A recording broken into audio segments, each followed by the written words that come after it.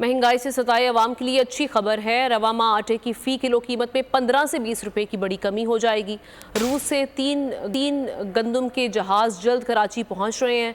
पहला जहाज़ MV bakes, ये बताया जा रहा है कि वो भी बहुत जल्द पहुंच जाएगा। इस हवाले से आपको अपडेट कर रहे हैं।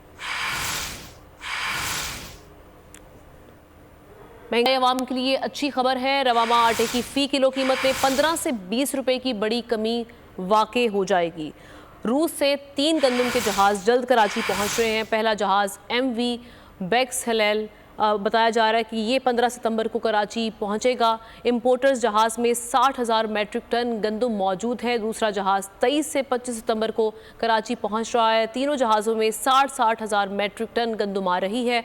इंपोर्टर्स जहाज़ के पहुंचने से मुल्क भर में फौरी तौर पर गंदम और आटे की कीमत नीचे आएगी और कमी पूरी होगी। इंपोर्टर रूसी गंदम की कराची पहुंचकर फ़ी किलो कीमत 100 रुपये पड़ेगी और इंपोर्टर रूसी गंदम आने से ये बताया जा रहा है कि वाफर मिकदार में गंदम दस्तयाब हो जाएगी। मुल्क में इंपोर्टर्स इस वक्त ओपन मार्केट में गंदम 125 रुपये और आटा 160 रुपये फ़ी किलो है। सब्सक्राइब करें और बेल दबाएं ताकि कोई खबर रह न जाए।